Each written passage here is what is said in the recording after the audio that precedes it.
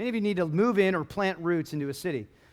Most people, when they consider where they're going to end up planting roots, let me ask you, and this is just an unscientific study, but when you think about planting roots, do you think most people, and you could put yourself in this category, because maybe you like to put other people in this category when you think about most people, but do you think they think about it in terms of comfort and convenience or calling and strategy when they decide to live somewhere?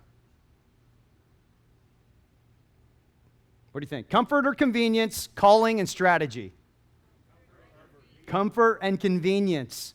That's how Christians, this critical thing, where are we going to plant roots? Where are we going to serve? Where are we going to be a blessing? And you know what we as Christians do? We think about, what's the best, mortgage? What's the best yard? What's the best garage? What's the best schools?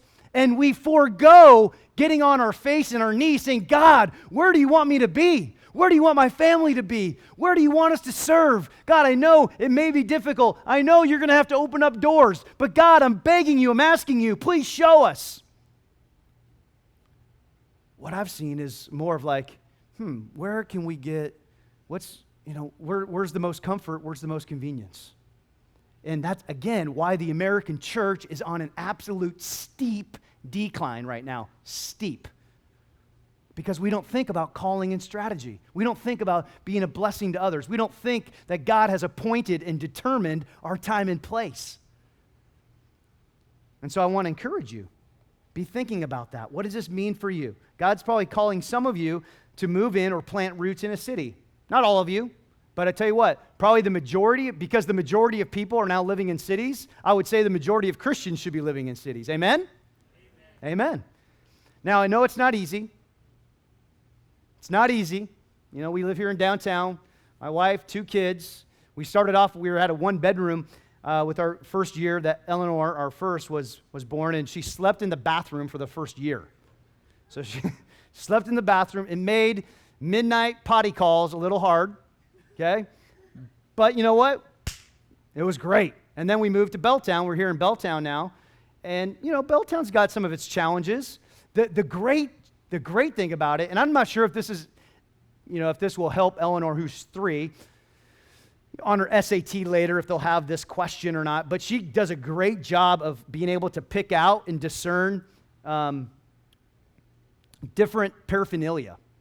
And, she actually can, literally, she can pick that out, She's like, oh, yeah, we should throw that away right there. That should probably get tossed. It's like, good job. Way to go. We probably shouldn't step on that. Let's throw that in the garbage. And if you don't live in Belltown, you have no clue what I'm talking about, so don't even worry about it, all right? But she can pick that out. She can pick that stuff out. And we got to be thinking about what does it look like for us to begin moving in, planting roots in a city. Third, we need to love the whole city and serve it as a demonstration of the gospel. We need to serve the whole city and serve it as a demonstration of the gospel. Now, why do people come to cities, primarily? Coffee? Maybe. Work. They come to it for what they can get out of it. Correct? They come because the city offers the best of the best. It's got the best jobs, it's got the best restaurants, it's got the best music, it's got the best art, it's got the best coffee, it's got the best, superheroes. It's got the best of everything, right? So people come to cities for what they can get out of it. And so they come to consume a city.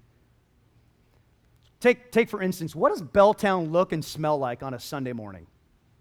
Early, Have you ever walked around Belltown, Pioneer Square on a Sunday morning after, all the clubbers came in? It doesn't look too pretty. Man, that smells good.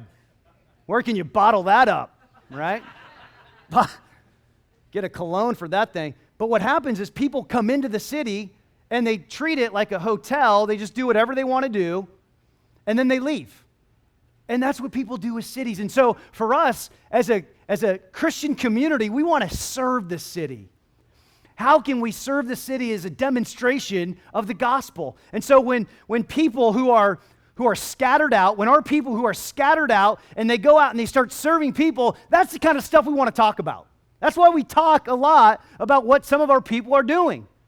That's why when people are out on Capitol Hill and they're connecting and they're building relationships with an AIDS hospice, people who have AIDS up on Capitol Hill who have no families, and we're building relationships with them, we want to talk about that and say, man, that's awesome.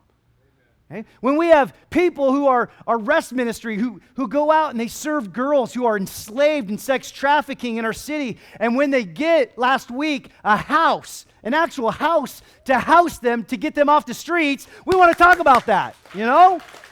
We want to talk about that. We want to serve that. When we're down Union God, we got some really good brothers from Union Gospel Mission here tonight. You know what I'm saying? So we love those brothers. We're glad they're here. We want to serve them. We want to love them.